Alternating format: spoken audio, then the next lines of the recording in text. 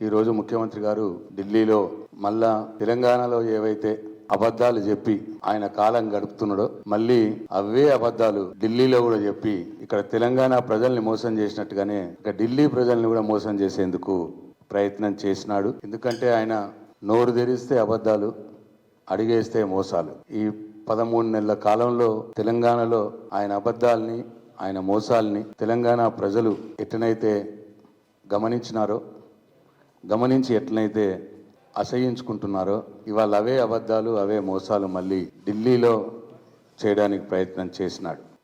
మొట్టమొదలుగా సోనియా గాంధీ గారు తెలంగాణ ఇస్తానని హామీ ఇచ్చి తన హామీని నిలబెట్టుకున్న గొప్ప నాయకురాలన్నమాట మాట్లాడినాడు. ఇదే రేవంత్ రెడ్డి గారు ఆయన నోటి నుండే సోనియా గాంధీ గారిని బలిదేవత అని కూడా అన్న సంగతి మొత్తం తెలంగాణ సమాజానికి, మీడియా మిత్రులందరికీ కూడా తెలుసు. ఏ నోటి నుండి అయితే బలిదేవత అన్నవో సోనియా గాంధీ గారిని, మళ్ళీ అదే నోటి నుండి ఇవాళ ఢిల్లీలో ఆమెను పొడిగే ప్రయత్నం చేసినాడు. ఆయన బలిదేవత అన్నది ఎందుకంటే సోనియా గాంధీ గారు 2004లో ఆ రోజు ఉన్నటువంటి చంద్రబాబు నాయుడు ప్రభుత్వాన్ని, టీడీపీ పార్టీని ఓడగొట్టడానికి తెలంగాణ ప్రజల్లో అల్లుకుపోయినటువంటి టీఆర్ఎస్ పార్టీతో, కేసీఆర్తో పొత్తు పెట్టుకుంటేనే చంద్రబాబు నాయుడు ఓడగొడతాం, లేకపోతే కాంగ్రెస్ పార్టీ గెలవదు అన్న వాళ్ళ స్వార్థం కోసం ఆ రోజు టీఆర్ఎస్తో పొత్తు పెట్టుకొని తెలంగాణ ఇస్తానని హామీ ఇచ్చినాం. నీ హామీని నమ్మి తెలంగాణ ప్రజలు కాంగ్రెస్ పార్టీకి విజయం చేకూర్చినారు. 2004లో హామీ ఇచ్చి 2013లో తెలంగాణ ఇచ్చినావు. ఆ 10 సంవత్సరాలు నువ్వు సోనియా గాంధీ గారు లేట్ చేయడం మూలంగా ఎందరో వందల మంది తెలంగాణ బిడ్డల యొక్క చావుకు కారణమైనటువంటి వ్యక్తి సోనియా గాంధీ అని ఇదే రేవంత్ రెడ్డి ఆయన నోటితోటే ఆమెను బలిదేవత అని అన్నాడు. అది వాస్తవం. మళ్ళీ ఇదే నోరుతో ఇప్పుడు ఢిల్లీలో సోనియా గాంధీ హామీ నెరవేర్చుకున్నదని ఆమెని పొగిడి, పాపమైన రాహుల్ గాంధీ గత 4 నెలల నుంచి ఇంటర్వ్యూలు ఇస్తలేడని సోనియా గాంధీ గారిని పొగిడి రాహుల్ గాంధీ గారి దృష్టిలో పడటానికి వాళ్ళ తెలంగాణలో ఆయన ఒక డ్రామా లేపినాడు. తరువాత ఇక్కడ తెలంగాణ ప్రజల్ని మోసం చేసినట్టుగానే 6 గ్యారెంటీలు, 420 హామీలు మేము రాగానే 100 రోజుల్లో మొత్తం అమలు చేస్తామని చెప్పినాడు. 100 రోజులు పోయింది, 300 రోజులు అయిపోయినాయి, ఇవాళ 400 రోజుల దగ్గరకు వస్తూ ఉన్నది. ఒక్క హామీ కూడా సంపూర్ణంగా అమలు చేయలేదు తెలంగాణలో. కానీ ఢిల్లీలో కాంగ్రెస్ పార్టీ అధికారంలోకి వస్తే తెలంగాణలో మేము ఇచ్చిన హామీలు ఎట్లనైతే అమలు చేస్తున్నామో అట్లా ఢిల్లీలో కూడా అమలు చేస్తాం, కాంగ్రెస్ పార్టీకి ఓటేయండి అని చెప్పి వాళ్ళు ఢిల్లీలో చెప్తా ఉన్నాడు. ఇదే మాట పాపం మహారాష్ట్రలో చెప్పిండు. అక్కడ బోర్ల బొక్కల పడిపోయి ఈయన ఎక్కడెక్కడైతే చెప్పిండో అన్ని స్థానాలు కాంగ్రెస్ పార్టీ ఓడిపోయింది, మట్టి కొట్టుకపోయింది. ఎందుకంటే ప్రజలకు తెలిసి వచ్చింది ఈయన తెలంగాణలో చెప్పిండు, ఏమీ చేయలేదు. మళ్ళీ ఇవాళ మహారాష్ట్రలో చెప్తున్నారు ఈ కాంగ్రెస్ పార్టీలు వీళ్ళు ఏమీ చేయరని. ఏమీ ఎగ్గొట్టినోడు అంటే అన్ని ఎగ్గొట్టినోడు ఈ మాట చెప్తే అక్కడ మహారాష్ట్ర ప్రజలకు కోపం వచ్చి కాంగ్రెస్ పార్టీని మొత్తం ఓడగొట్టారు. ఇవాళ సేమ్ ఢిల్లీలో కూడా ఇక్కడ తెలంగాణలో హామీలు అమలు చేయకుండా ప్రజల్ని మోసం చేసి అన్ని ఎగ్గొట్టి ఇవాళ ఢిల్లీలో మళ్ళీ మేము కాంగ్రెస్ పార్టీ హామీలు అమలు చేస్తామని చెప్తే అక్కడ కూడా మహారాష్ట్రలో పట్టిన గతి ఢిల్లీ ప్రజలు కూడా కాంగ్రెస్ పార్టీకి నూకలు చూపిస్తారు, కాంగ్రెస్ పార్టీని చిత్తుగా ఓడిస్తారు. ఎందుకు చెప్తున్నా అంటే ఇక్కడ చెప్పినావు కోడలికి 2500, అత్తకు 4000 పెన్షన్ ఇస్తా అన్నావు. ఇక 13 నెలలు అయిపోయింది, అంటే 400 రోజులు అయిపోయింది. ఏరి సున్నా, గుండు సున్నా, ఇప్పటికీ మొదలు కాలే. అట్లనే తులం బంగారం ఇస్తా అన్నావు కళ్యాణ లక్ష్మిలో, మొదలు కాలే. అట్లనే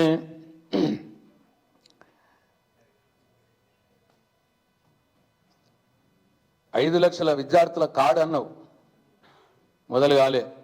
స్కూటీలు అన్నావు, మొదలు కాలే.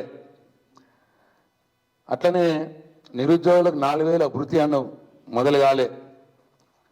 ఇంకో మాట చెప్పిండు, తెలంగాణలో 55,000 ఉద్యోగాలు ఇచ్చినాం, ఇక్కడ కూడా ఉద్యోగాలు ఇస్తామని ఢిల్లీలో చెప్పిండు. అంటే చెప్పిన అబద్ధాన్ని 100 సార్లు చెప్పాలి. ఎన్నోసార్లు మేము ఛాలెంజ్ చేసినావు, తెలంగాణలో 55,000 ఉద్యోగాలు ఇచ్చింది నిజమైతే నోటిఫికేషన్లు చూపెట్టు. ఎన్ని ఉద్యోగాలకు నోటిఫికేషన్లు ఇచ్చినావు నువ్వు? ఎన్ని ఉద్యోగాలకు నోటిఫికేషన్లు ఇచ్చి రాత పరీక్షలు పెట్టినావు? చూపి అని అడిగినాం, దానికి సమాధానం లేదు. కేసీఆర్ గారు ఉన్నప్పుడు ఇచ్చినటువంటి నోటిఫికేషన్లు, కేసీఆర్ గారు ఉన్నప్పుడు చేసినటువంటి రాత పరీక్షలు, కేసీఆర్ గారు చేసినవన్నీ నేను చేసిన అని చెప్పుకొని, మంది కొట్టిన బిడ్డ నా బిడ్డ అని చెప్పి సిగ్గు లేకుండా చెప్పుకొని బతికి ఇక్కడ అబద్ధం ఆడి ఇవాళ మళ్ళీ ఢిల్లీలో అబద్ధం ఆడుతున్నావు.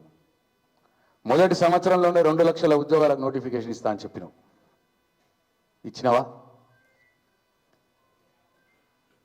ఒక్కసారి తెలంగాణ ప్రజలు ఆలోచించాలి.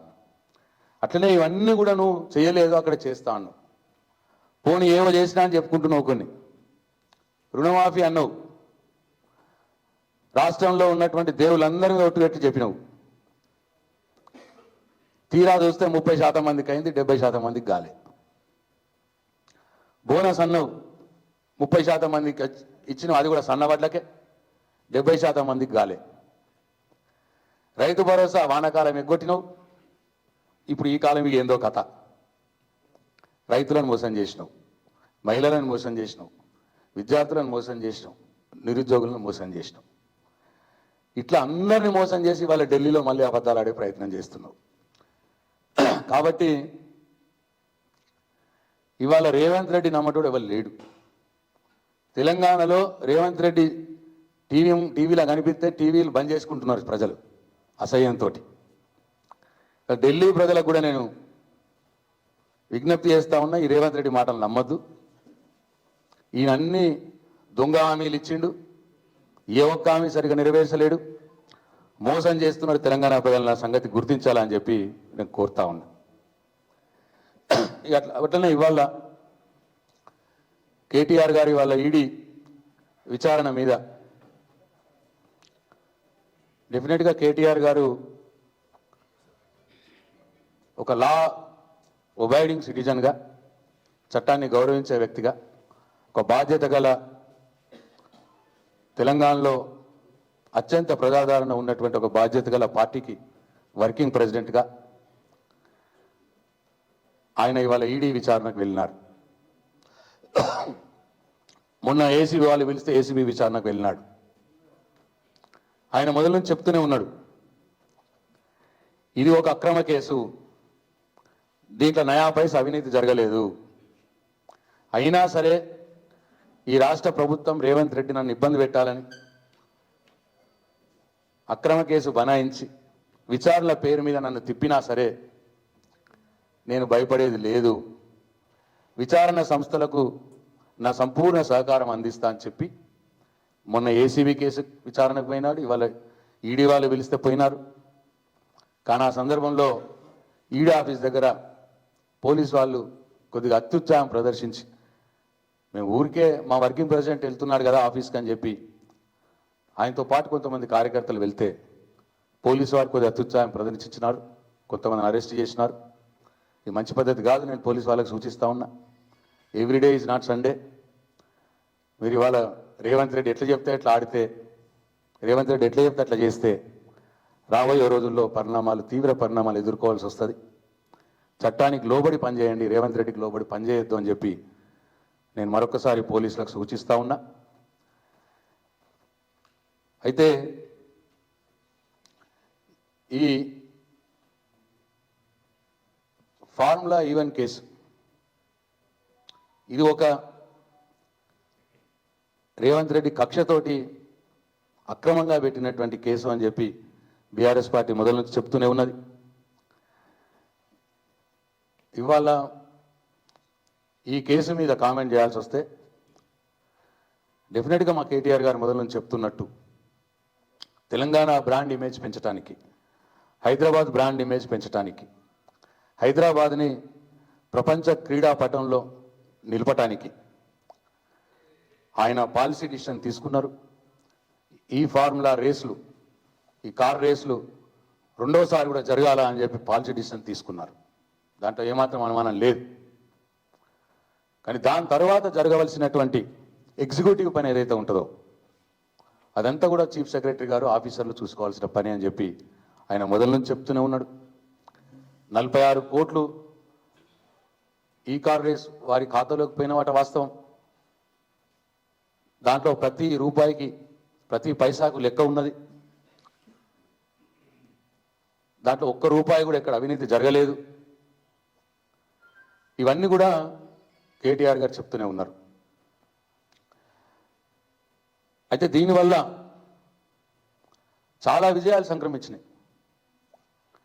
ఈ ఫార్ములా రేస్ హైదరాబాద్లో ఒకసారి జరగడం మూలంగా 4 సార్లు జరగాల్సింది ఒక్కసారి జరిగింది. ఒక్కసారి జరిగిన దానికే హైదరాబాద్ పేరు ప్రపంచ పటంలో ఇవాళ నిలిచిపోయింది.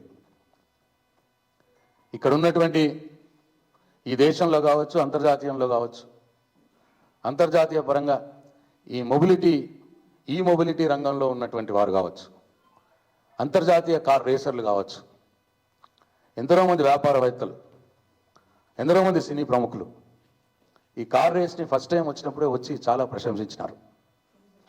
ఎంతోమంది సెలబ్రిటీస్. దీనివల్ల హైదరాబాద్ బ్రాండ్ ఇమేజ్ పెరిగింది. అట్లనే ఇవాళ ఈ ఎలక్ట్రిక్ వాహనాల తయారీ రంగంలో ఆ తయారీ ఆ యొక్క ఇండస్ట్రీస్ యొక్క దృష్టిని ఇవాళ హైదరాబాద్ నగరం ఆకర్షించింది. దానివల్లే ఇవాళ ఎలన్ మస్క్ లాంటి వారు కూడా ఇవాళ ఇక్కడ వాళ్ళ కాలను ఉత్పత్తి చేసుకోవడానికి కూడా సిద్ధమవుతూ ఉన్నారు.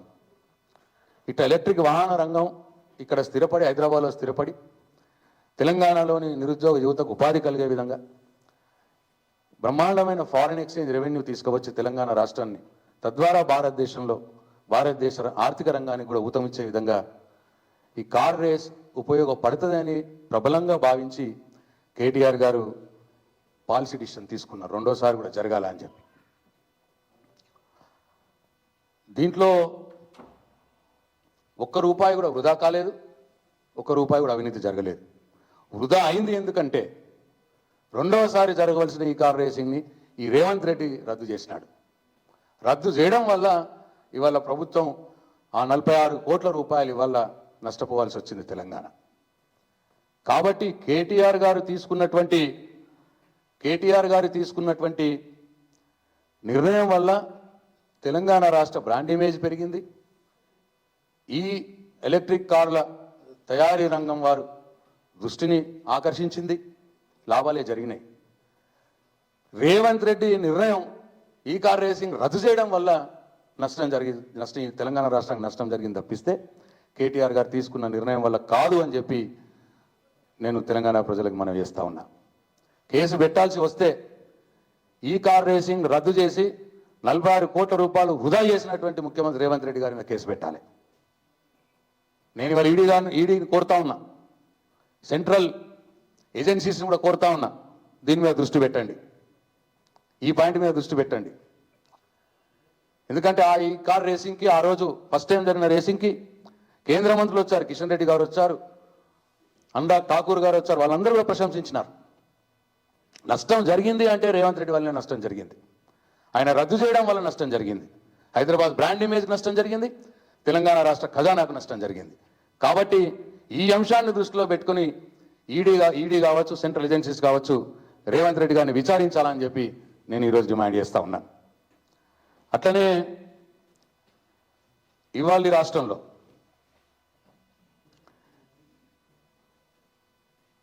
ఇవాళ కేటీఆర్ గారిని ఏసీబీ వారు పిలవగానే, అట్లనే ఈడీ పిలవగానే ఇవాళ కాంగ్రెస్ పార్టీ, బీజేపీ పార్టీ నాయకుల యొక్క ముసుగులు తొలగిపోయి అసలు రంగు బయటపడతా ఉన్నది.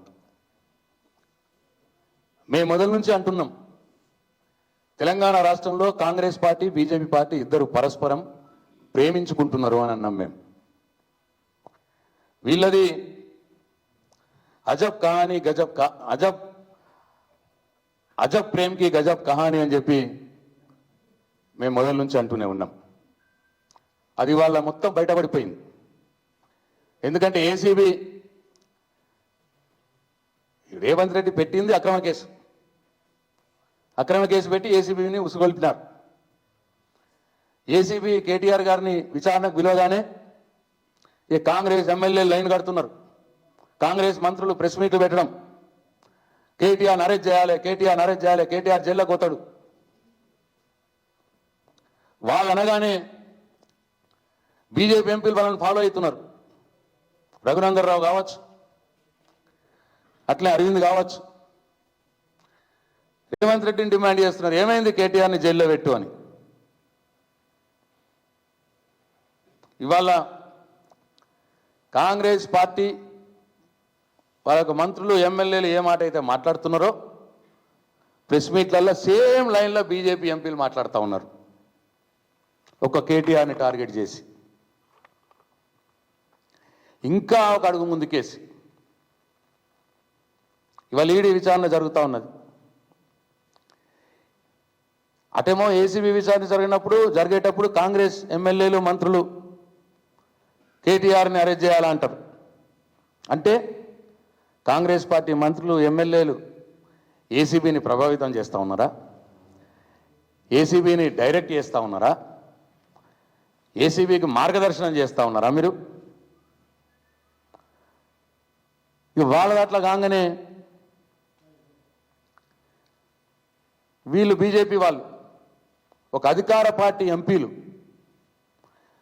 వాళ్ళే డిసైడ్ చేస్తున్నారు, దీంట్లో అవినీతి జరిగింది, అక్రమం జరిగింది, కేటీఆర్ని ఇన్ని రోజులు జైల్లో వేయాలి, అన్ని రోజులు జైల్లో వేయాలి, చట్టం లేదు, న్యాయం లేదు, న్యాయస్థానం లేదు. బీజేపీ ఎంపీలు, కాంగ్రెస్ ఎమ్మెల్యేలు, మంత్రులు కూడబలుకొని ఇవాళ కేటీఆర్ని జైల్లో పెట్టాలని సింగిల్ పాయింట్ ప్రోగ్రామ్ డిమాండ్. కేంద్ర హోంశాఖ సహాయ మంత్రి బండి సంజయ్ గారు కూడా కేంద్ర ప్రభుత్వంలో హోంశాఖను నిర్వహిస్తూ ఆయన కూడా అదే మాట మాట్లాడతాడు, కేటీఆర్ని జైల్లో వేయాలి అని. అంటే ఏమన్నట్టు ఇప్పుడు ఒక దిక్కు ఈడీ విచారణ జరుగుతూ ఉన్నది. అంటే బీజేపీ ఎంపీలు, కేంద్ర హోంశాఖ సహాయ మంత్రి బండి సంజయ్ ఈడీని ప్రభావితం చేస్తున్నారా మీరు? ఈడీని మీరు డైరెక్ట్ చేస్తూ ఉన్నారా, డిక్టేట్ చేస్తూ ఉన్నారా మీ ప్రకటనల వల్ల? ఈడీకి మీరు లీడ్ ఇస్తున్నారా, మార్గదర్శనం చేస్తున్నారా కేటీఆర్ని అరెస్ట్ చేయండి అని? మేము చెప్పినాం, ఈడీ ఒక దర్యాప్తు సంస్థ, ఏసీబీ ఒక దర్యాప్తు సంస్థ. సరే, మాకు ఈ రాష్ట్ర పోలీసుల మీద నమ్మకం లేదు, అయినా సరే ఏసీబీ ఒక దర్యాప్తు సంస్థ అని చెప్పి గౌరవంతో కేటీఆర్ గారు విచారణకు పోయినారు. ఇవాళ ఈడీ కూడా ఒక దర్యాప్తు సంస్థ అని విచారణకు పోయినారు. ఒక పక్కనే జరుగుతుంటే ఇద్దరు కూడబలుకొని కాంగ్రెస్ పార్టీ మంత్రులు, ఎమ్మెల్యేలు, బీజేపీ ఎంపీలు, కేంద్ర సహాయ మంత్రి, హోం సహాయ మంత్రి, అది కూడా అందరిద్దరు కూడబలుకొని కేటీఆర్ని అరెస్ట్ చేయాలి అన్నదానికి అర్థం ఏంటి? మీరిద్దరు ప్రేమించుకుంటున్నారన్నట్టే కదా. రేవంత్ రెడ్డి దినమంతా కాంగ్రెస్ పార్టీతో సంసారం చేస్తాడు, రాత్రి కాగానే బీజేపీ పార్టీతో సంసారం చేస్తాడు. ఆయన పొద్దున కాంగ్రెస్ పార్టీ, రాత్రి బీజేపీ పార్టీ. దాని ఫలితమే ఇగో ఇవాళ రెండు పార్టీలు కూడబలుకొని ఇవాళ కేటీఆర్ మీద కక్ష కట్టి ఎట్లన్నా వేసి కేటీఆర్ని జైల్లో పెట్టాలి అని, అరెస్ట్ చేయాలని డిమాండ్ చేస్తూ ఉన్నారు. ఇంకా వాళ్ళిద్దరు కలిసిపోయినరు అనటానికి ఇంకో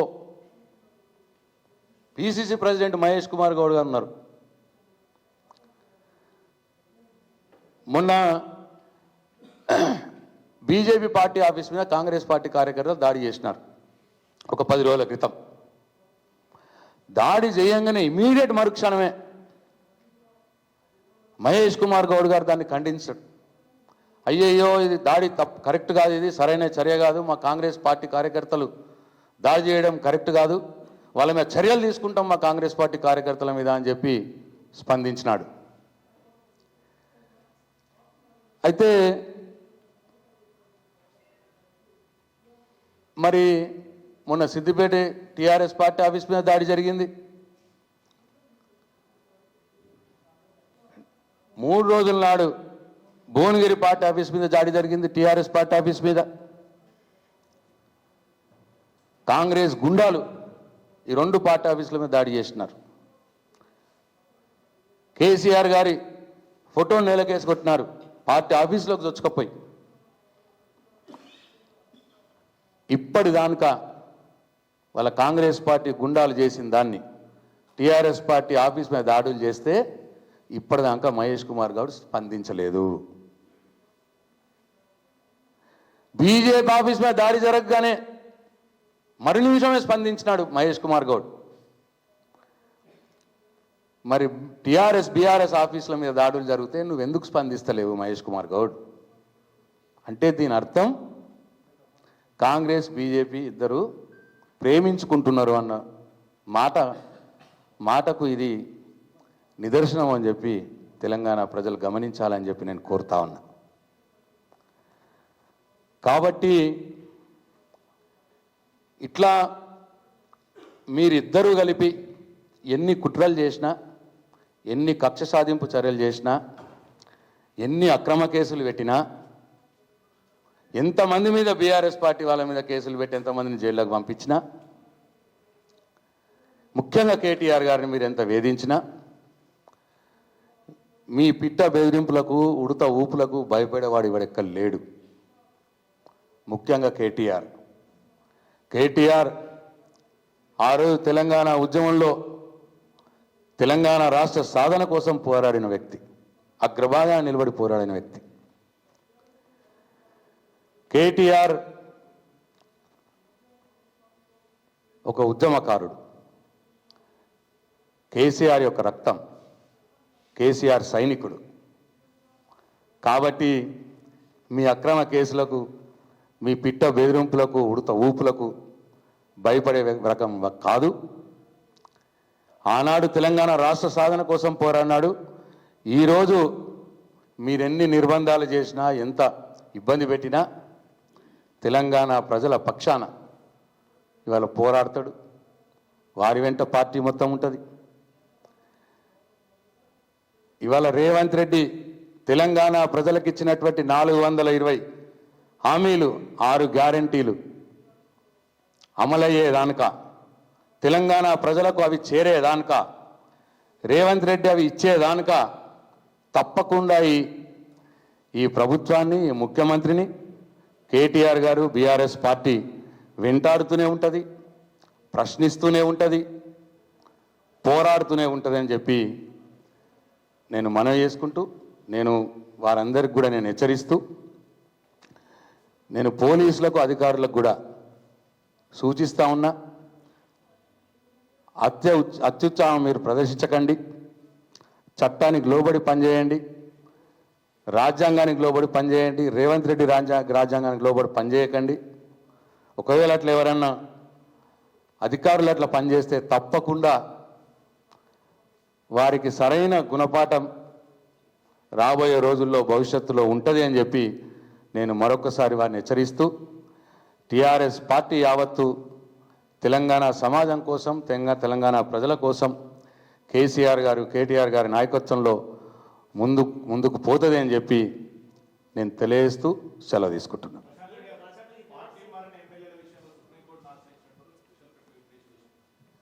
తప్పకుండా ఒక పార్టీ మారిన ఎమ్మెల్యేల విషయమే కావచ్చు, లేదు అక్రమ కేసుల విషయంలో కావచ్చు, మా పార్టీ విధానం ఏంటంటే మాకున్న రాజ్యాంగంలో ఒక పౌరుడికి, ఒక పార్టీకి ఇచ్చినటువంటి ప్రతి ఒక్క హక్కుని మేము ఉపయోగించుకుంటాం. న్యాయస్థానాల మీద మాకు నమ్మకం ఉన్నది. అన్నిటి మీద మేము న్యాయ వ్యవస్థ మీద గౌరవంతో వీటన్నిటిని కూడా మేము న్యాయస్థానంలో పోరాడతాం. ఎందుకంటే నిన్న ఆయన డాక్టర్ సంజయ్ ఆయన సొంతంగా చెప్పిండు మా కౌశిక్ రెడ్డి గారు అడిగితే, నీది ఏ పార్టీ అని అడిగితే నాది కాంగ్రెస్ పార్టీ అని సొంతంగా చెప్పినాడు. అధికారిక సమావేశంలో చెప్పినాడు. అధికారిక సమావేశంలో జిల్లా అధికారులందరి సమక్షంలో, 3 మంత్రులు, ఎమ్మెల్యేలు, ఎమ్మెల్సీల సమక్షంలో నాది కాంగ్రెస్ పార్టీ అని చెప్పినాడు డాక్టర్ సంజయ్, జగిత్యాల ఎమ్మెల్యే. కాబట్టి స్పీకర్ గారు కూడా గమనించాలి. ఆయన్నే డైరెక్ట్గా చెప్పినాడు, మీ దగ్గర సంజయ్ గారి మీద అనర్హత వేటు పిటిషన్ పెండింగ్లో ఉన్నది, ఇవాళ ఆయన్నే కన్ఫెస్ చేసినాడు కాబట్టి, ఆయన్నే బహిరంగంగా ఒప్పుకున్నాడు కాబట్టి ఇమ్మీడియట్గా డాక్టర్ సంజయ్ గారి మీద అనర్హత వేటు వెయ్యాలని చెప్పి మేము స్పీకర్ గారిని కూడా మేము కోరుతా ఉన్నాం. కౌశిక్ రెడ్డి గారు రేవంత్ రెడ్డి అనే పీసీ అధ్యక్షుడిగా ఉన్నప్పుడు ఏదైతే చెప్పిండో, పార్టీ మారిన వాళ్ళని గల్లాలు బట్టి అడగండి అన్నాడు, రాళ్లతో కొట్టి అడగండి అన్నాడు, కుక్కల్ని కొట్టినట్టు కొట్టి అడగండి అన్నాడు. కానీ మా కౌశిక్ రెడ్డి అవేం చేయలేదు. చాలా సభ్యతగానే మైకు తీసుకొని నీది ఏ పార్టీ అని అడిగిండు. కుక్కల్ని కొట్టినట్టు కొట్టలేదు, రాళ్లతో కొట్టలేదు, ఇంకా ఏమీ అనలేదు. రేవంత్ రెడ్డి చెప్పిన దాన్నే చాలా మర్యాదపూర్వకంగా కౌశిక్ రెడ్డి గారు అడిగారు. కౌశిక్ రెడ్డి గారి మీద చర్యలు తీసుకోమని బండి సంజయ్ కంప్లైంట్ చేయడం అనేది అర్థరహితం. ఆయనే ఖుద్దు కన్ఫెస్ చేసినాడు కాబట్టి నేను కాంగ్రెస్ పార్టీ అని సంజయ్ గారి మీదనే చర్యలు తీసుకోవాలి స్పీకర్ గారు.